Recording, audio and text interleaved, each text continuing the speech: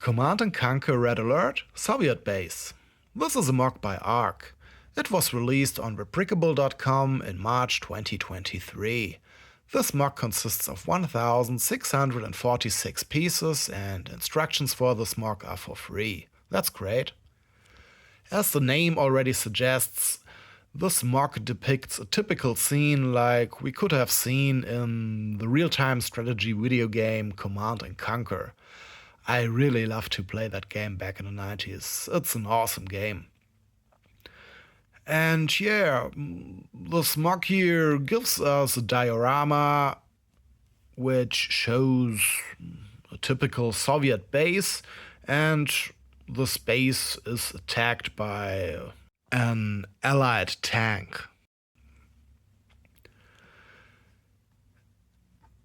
ARC writes that this is already the second version of his MOC because he added a Tesla coil, which, wasn't part of the previous version of this MOC. But if I'm informed correctly, then he actually published both versions of this MOC on the same day. So he released his MOC here, and a few hours later he updated it to this version 2. Alright, then let's have a look at the pieces which we need for this MOC. Most of the pieces that I'm going to use are Go bricks.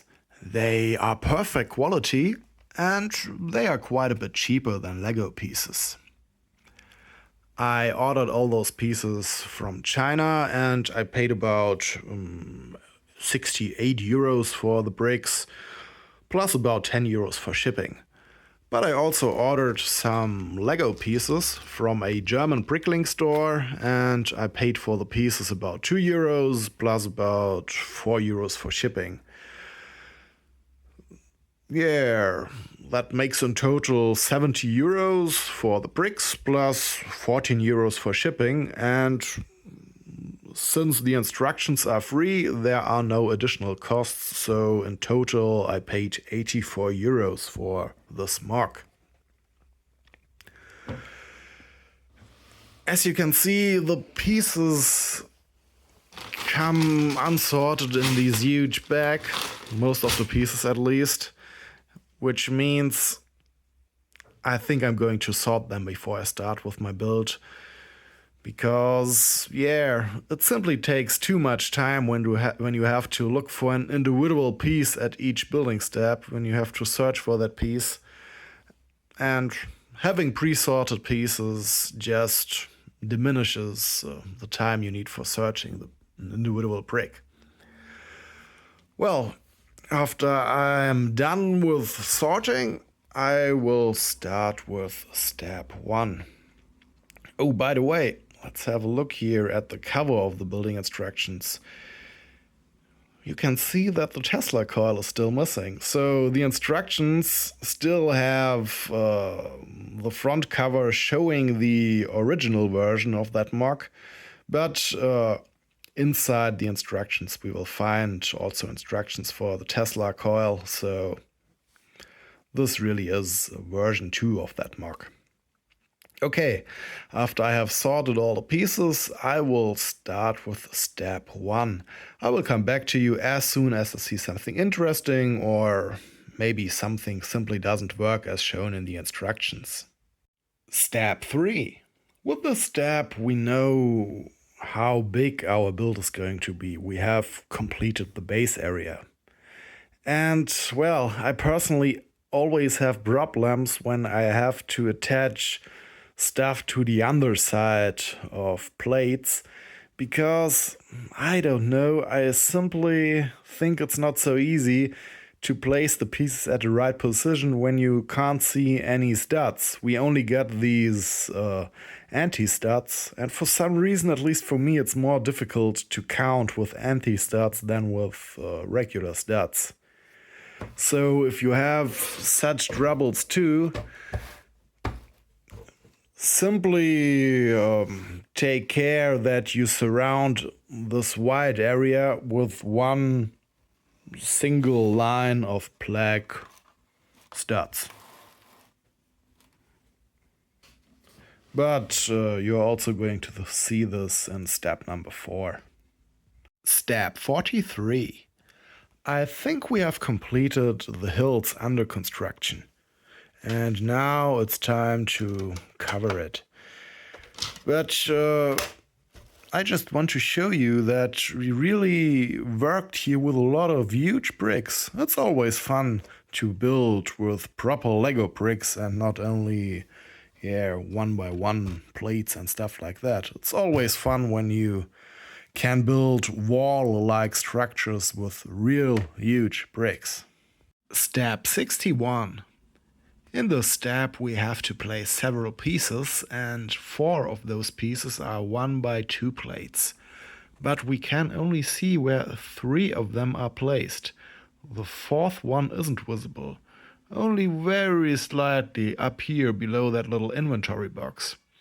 Luckily we really can see the corner of that plate, otherwise you would have no idea where to place it. So it is supposed to be placed like here. Step 82. At the moment we are building a flamethrower, and while doing so I stumbled upon a piece which I haven't seen before. This round plate here, this gear with 6 teeth. The Lego company introduced this piece in 2019, and actually this piece isn't that uncommon. It already appeared in 62 Lego sets. Step 85. To complete the flamethrower, we have to add flames. And this flame piece is another piece which I haven't used before. The Lego company introduced this piece in 2009, and once again, this isn't a rare piece. It appears in quite a lot of sets, but I simply haven't seen it before. And I think it's a cool piece. This is a huge flame. Wow. Step 138. We have assembled several buildings, and now it's time to start with building the Tesla coil. This is what makes this build the second version of this MOC. Step 142. We have completed the Tesla coil, and it's a quite clever construction. We have put several of those steering wheels on top of each other, and at least the first 3 steering wheels can be interlocked with each other. But the steering wheel which is up here can't be interlocked with the other pieces. And well, it's held in place by a bar which we put through the hole in all of these steering wheels. And at the end of that bar, at the tip, we could place this little ball here. Yeah, the designer really had a clever idea here. Alright, I think we have placed now all the buildings, and there isn't much left to do. The vehicles are still missing, and I think also some plants. Step 182. This is this MOC's final step, but it's also the first step in which we can't really see where we have to place one of the segments. So we have to place 5 conifiers in this final step, and we can't really see where we have to place that conifier here in the back. The part which shows how it is connected with the base is covered by the conifier here in the front. My guess is that we have to place it like this. And luckily there is a computer rendered image of the whole build from a different angle on the replicable side. And there we can see that we have to place the conifier like this. So I was correct. Construction complete. Alright. Then let's have a look at our completed build. It looks great, doesn't it? It definitely depicts a scene from a Red Alert. It's great. So we got Soviet base in the snowy landscape, and it is attacked by an allied medium tank. But at the same time, it is defended by the legendary Mammoth tank. This was my favorite tank in the whole game, my favorite weapon. It's amazing. And yeah, also a flame tower and a Tesla coil. And we shouldn't forget the concrete walls. It's quite cool. We can move the tank's turrets.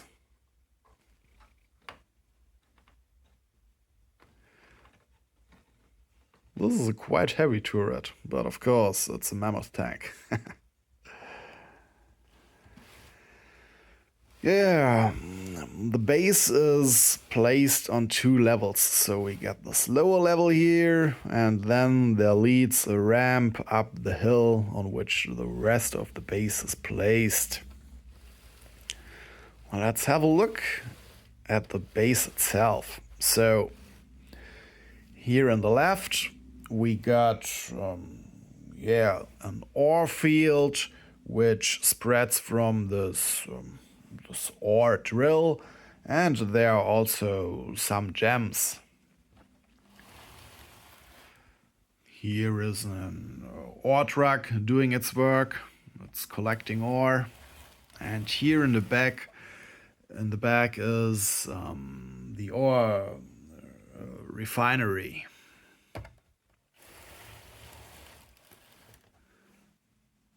Next to it we got an advanced power plant.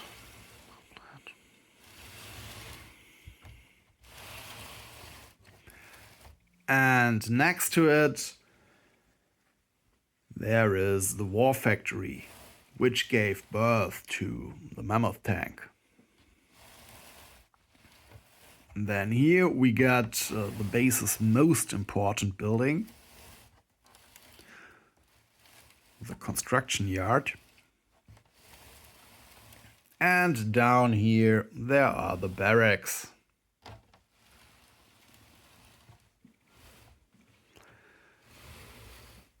Those buildings really look cool. Of course, the scale isn't correct. When you compare the buildings to the vehicles, they are way too small. But the video game itself used this comic style in which the scales weren't correct. The vehicle sizes were exaggerated. They were way too big. And yeah, the buildings are just a bit too small. That's normal. The Tesla coil might look a bit strange because it actually is supposed to be a cone, so this ring down here should be the biggest one and the ring up here should be the smallest one. But as you can see, we do not have 4 different steering wheels, and because of that we always use 2 steering wheels of the same size. Because of that it isn't a proper cone, but it's definitely recognizable as a Tesla coil, so I think that's not a problem at all. It's quite a smart building technique used here. That's cool. In general, I like the building techniques which we used for this build. There wasn't anything complicated to assemble, but the designer had great ideas how to create the shapes of all these vehicles and buildings. Have a look at how what he has done with the front of that ore truck. He worked here with these telephone pieces, or these handles. It's so cool. You have to think of that. I wouldn't have that idea in a million years. It's amazing.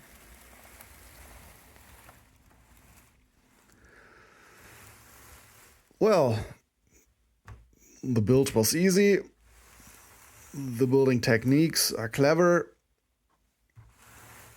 There weren't any problems with the instructions at all, besides where we had to place this tree here wasn't clearly visible, but that's just a minor problem. Oh, and talking about building techniques, I think it's always quite interesting what kind of ideas the designers have to build those trees. So the conifiers are more or less standard building construction. There is nothing special at all. But I haven't worked with those curved slopes in this context. I have built a lot of conifiers with these techniques, but not with the slope parts. That's cool. And yeah, building these broadleaf trees. It's winter, so the broadleaf trees, of course, have lost all their leaves. Yeah, building these things was something special. I haven't used these techniques for a tree yet. Yeah, quite cool. It just looks cool. I love the scenery. The build is completely sturdy. There's no problem with the constructions at all. You can see it's a proper build. And I think it looks the coolest from this angle. So maybe you shouldn't place it like this on your shelf. Maybe you have enough space to put it like this. And yeah, I don't know, I think this is way more fitting for the whole scenery. It's an awesome build. I had much fun with it and I can only recommend this MOC.